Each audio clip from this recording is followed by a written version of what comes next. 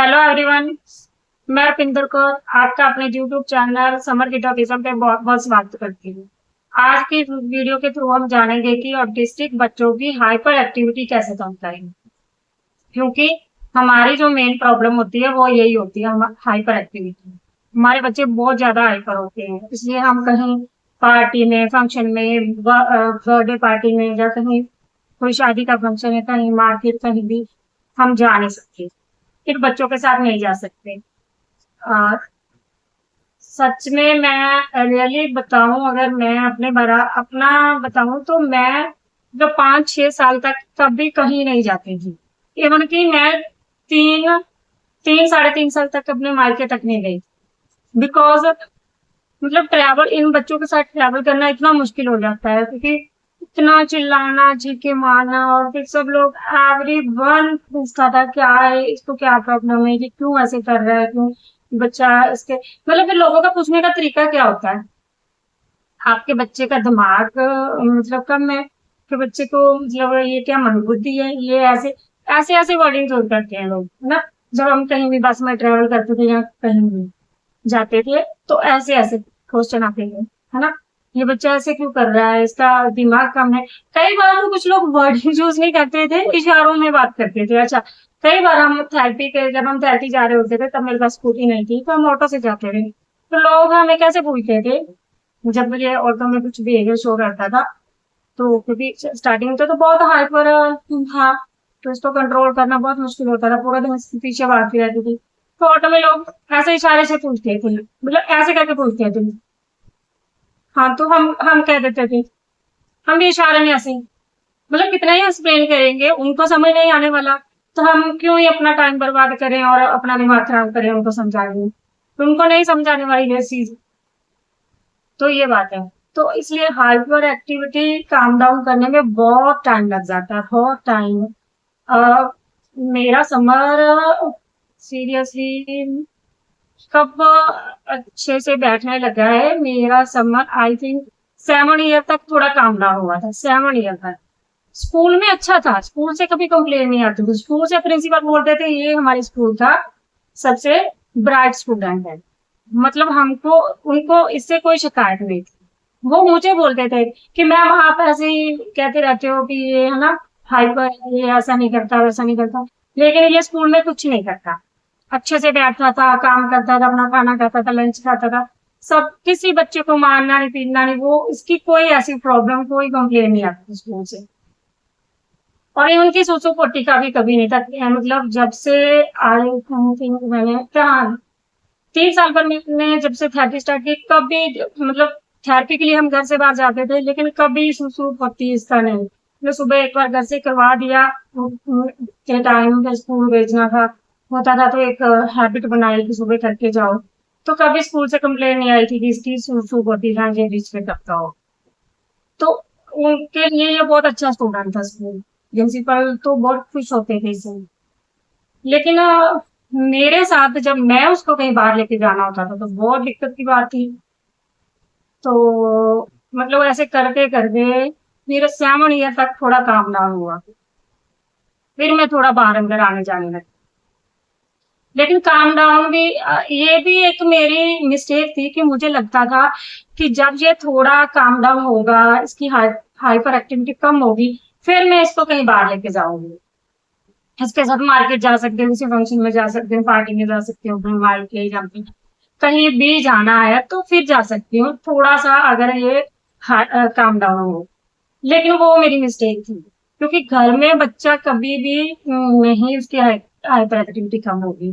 फिर मैंने जैसे उसको बाहर निकालना स्टार्ट किया, जैसे जैसे हम बाहर निकले, मार्केट में गए, इधर उधर थोड़ा घूमने गए, क्योंकि रिश्तेदारों के पास हम कम जाते थे, बिकॉज वहां पे भी एक पार्टिकुलर स्पेस में रहना बच्चे के लिए मुश्किल हो जाता है। और नई जगह पे जाके तो और भी ज्यादा, क्योंकि अपने घर में तो हमने सेटअप ही ऐसे किया होता है कि ताकि कोई चीज टूटे फूटे ना, उसको कोई नुकसान ना हो, हमने ऐसा ही सेटअप किया होता है अपने घर में। हर चीज को हमने बड़ा सेफली, बहुत ही सेफली रखा होता है। लेकिन अब दूसरे के घर की तो हम गारंटी नहीं ले सकते ना, तो वहां पे जाके बच्चा कुछ तोड़ फोड़ कर देगा, बच्चे को कुछ चोट लग जाए या किसी दूसरे को बच्चे की वजह से चोट लग जाए तो दिक्कत की बात है ना। तो इसलिए हम रिश्तेदारों के पास तो कम ही जाते थे, लेकिन हमने फिर ऐसे थोड़ा मॉल वगैरह में, ऐसे मार्केट में ऐसे घूमना स्टार्ट किया। तो फिर धीरे-धीरे करते-करते जैसे वो वहाँ जाके प्रॉब्लम करता था, नई जगह में लेके जाओगे एकदम उसको खुले में लेके जाओगे तो एक्साइटेड एक्साइटेड हो जाता था, बहुत ज़्यादा एक्साइटमेंट आ जाती थी। फिर मुझे थोड़ा-सा थेरेपिस्ट ने भी बोला, क्योंकि ये जाता नहीं है इसलिए इसमें उन चीज़ों को जानने का ज़्यादा क्रेज़ है कि मैं हर चीज़ को टच करके देखूँ, ये कैसा टेक्सचर है इसका। तो अगर वो मतलब डेली बेसिस तो नहीं, चलो अगर हम वीकली उसको संडे को ही कहीं बाहर ले जाएँ, रेस्टोरेंट ले जाएँ, मॉल ले जाएँ, कहीं ले जाएँ, तो धीरे-धीरे करते-करते वो मतलब उसकी जो अंदर से जो क्रेज़ है ना, वो खत्म हो जाएगा कि वो चीज़ों को जानने का, टच करने का, ये सब है ना, उसका जो अंदर से एक्साइटमेंट है ना, वो धीरे-धीरे काम डाउन हो जाएगा। तो ठीक है, फिर मैंने ऐसे स्टार्ट किया बाहर जाना, तो घर पे भी चलो ओटी का प्लान भी चलता था, ओटी एक्टिविटीज़ भी चलती थी। लेकिन ना हमें ऑल ओवर सब कुछ लेके चलना पड़ता है, ये नहीं कि हम घर पे बैठे-बैठे ओटी कर रहे हैं उसकी। तो हाँ, हम ओटी की एक्टिविटी दे जा रहे हैं, हम सोच रहे हैं हाथ पर एक्टिविटी कम हो जाएगी, इससे कम हो जाएगी। ठीक है, वो थोड़ी देर के लिए काम डाउन हो जाएगा अगर एक्टिविटी से। बट फिर जैसे ही आप 1 घंटा बीता गया, हम कहीं बाहर लेके गए, तो वो फिर से चार्ज हो जाएगी उसकी बैटरी, है ना? तो वो तो जो बाहर का एनवायरनमेंट है ना, वो तो बाहर ले जाके ही उसको सिखाना पड़ेगा। हाँ, बट हाइपर एक्टिविटी ओटी से कम होती है, बिकॉज़ वहाँ से उसको एक तो सेंसरी इनपुट भी मिलता है। तो एक तो ये हैंड फ्लैपिंग और फैन्स को देखते रहना, घूमते रहना, ये चीज़ें कम होती है। तो इसके लिए मैंने आपको पहले भी, जैसे मैं आपकी वो पिछली वीडियो में बता चुकी हूँ कि मैंने ओटी का प्लान लिया हुआ था। तो उसमें मुझे 3 घंटे की ओटी इसको करवानी पड़ती थी डेली। 3 घंटे की ओटी में बहुत सारी एक्टिविटीज़ होती थी और एक ही एक्टिविटी के बहुत सारे रेपिटेशन होते थे। और जो आज मैं आपको 3 एक्टिविटी बताने वाली हूँ ओटी। तीनों एक्टिविटी बहुत ज़्यादा ज़रूरी है इन बच्चों के लिए, बहुत इम्पोर्टेंट है। अगर आप अपने बच्चों को ये तीनों एक्टिविटी करवाएँगे तो बहुत बेनिफिट होगा आपके बच्चों को इससे। बिकॉज़ इससे क्या होगा, इससे उनका आई हैंड कोऑर्डिनेशन तो बनता ही है और कंसंट्रेशन लेवल भी इंक्रीज़ होगा। और ये एक इसमें एक होती है क्रीपिंग, तो इसको आपने अपने घर में 60 मीटर, आपने अब देखना है 60 मीटर कैसे करवानी है उसको, 60 मीटर करवानी होती है डेली 60 मीटर। 60 मीटर कैसे होगी? और आप उसको नीचे गद्दे लगाओ या कोई मैट बिछाओ, ऐसा कोई सॉफ्ट चीज़ बिछा के फिर करवाओ ताकि बच्चे को कोई चोट ना पहुँचे। तो अब आपने ये नापना है कि 60 मीटर कैसे होगा। तो 60 मीटर उसको क्रीपिंग करवानी है डेली। कुछ आप स्पेसिफिक एरिया ले लो, इतने में से इतने मीटर हो जाता है। उसके फिर आप 10, जैसे मेरे घर में इतनी स्पेस थी कि एक साइड से दूसरी साइड तक 10 मीटर हो जाता था। तो फिर मैं ऐसे करके उसको 6 करवा देती थी। हाँ, तो मैं बोल रही थी कि एक साइड से दूसरी साइड तक मेरा कितना बन जाता था, 10 मीटर बन जाता था। तो मुझे उसको 60 मीटर डेली करवाना होता था, इसलिए मैं उस पर 6 रेपिटेशन करवाती थी। 6 बार 6 टाइम इधर से उधर करवाती थी, तो वो 60 मीटर हो जाता था। तो ये ऐसे आपने अपना एक स्पेसिफिक एरिया रख देना है, यहाँ से यहाँ तक कितना हो जाता है, तो उसी हिसाब से आपको इतने टाइम उसको करवाना है। नेक्स्ट एक्टिविटी है जो, वो है आर्मी वॉक। आर्मी वॉक से बहुत बेनिफिट होता है क्योंकि बच्चों को एक तो लेफ्ट और राइट का कंसेप्ट क्लियर हो जाता है। एक बार लेफ्ट लेग से करना है, एक बार राइट लेग से करना है। और फिर अपने जो पैर के ऊपर प्रेशर डालना है, इनको प्रेशर डालने का कंसेप्ट क्लियर होता है क्योंकि इनको प्रेशर डालना नहीं आता, तो वो प्रेशर डालना है उसके ऊपर। तो नेक्स्ट जो थर्ड एक्टिविटी है वो है क्रीपिंग हो गया, आर्मी वॉक हो गया, और नेक्स्ट है हमारा फॉरवर्ड रोल, जिसको हम आम घरों में वैसे तो हम बच्चों को ये कहते थे पलटी मारो, वो चीज़ फॉरवर्ड रोल, लेकिन हमारी थेरेपी की लैंग्वेज में उसको कहते हैं फॉरवर्ड रोल।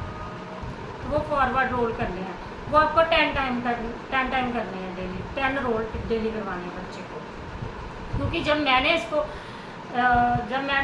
7.5 ईयर में जब मैंने इसको स्टार्ट किया, जब मुझे थेरेपी वालों ने बताया, जब मैंने इसको स्टार्ट किया तो इसको नहीं आता था वो करना। जबकि वो मेरा छोटा बेटा है, एक मेरा और बेटा है जो अभी 3 साल का है, तो वो रेगुलर है।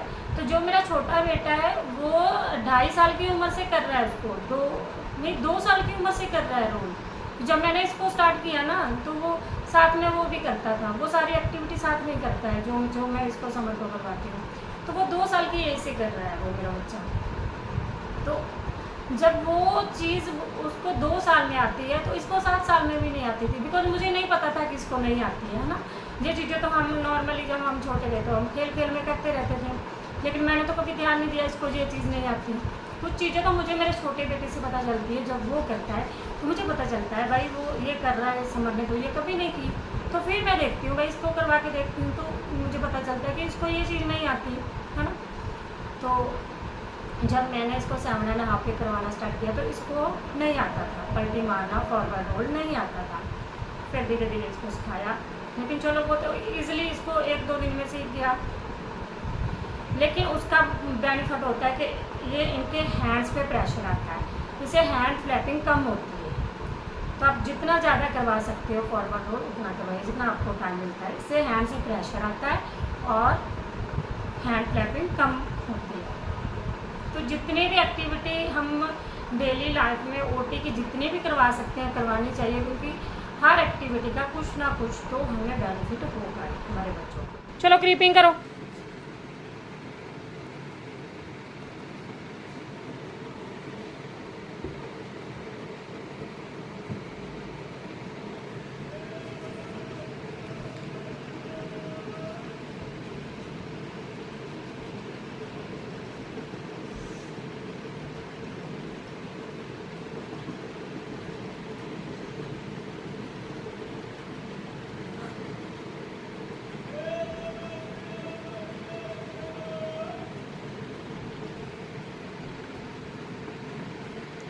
चलो बेटा स्किपिंग करो, आर्मी वॉक करो, स्किपिंग, राइट, रुकना नहीं, जल्दी जल्दी फास्ट, कहीं भी रुकना नहीं है बीच में।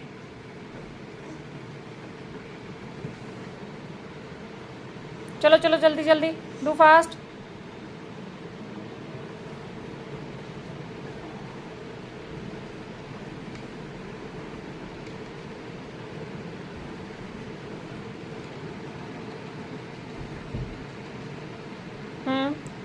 चलो पलटी मारो, फॉरवर्ड रोल करो, पलटी मारो, खड़े हो जाओ जल्दी से,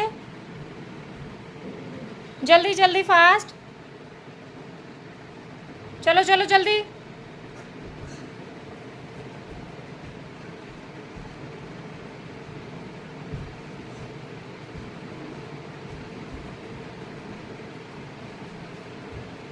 हैंड नीचे लगा के, हैंड फोल्ड नहीं करना बेटा, हैंड पे प्रेशर डालो अच्छे से, हैंड फोल्ड नहीं करना। ओके, वेरी गुड, शाबाश। पेरेंट्स समर कितने अच्छे से ये एक्टिविटी करता है। उसको मैंने ये एक्टिविटी 1.5 साल तक करवाई है। उसको 7.5 में ये एक्टिविटी मिली थी और मैंने उसको ये एक्टिविटी 9 ईयर होने तक करवाई है। तो आप लोग भी ये एक्टिविटी करवाते रहिए। और अगर आपको मेरी वीडियो अच्छी लगे तो प्लीज़ लाइक, कमेंट और subscribe my channel. Thank you for watching.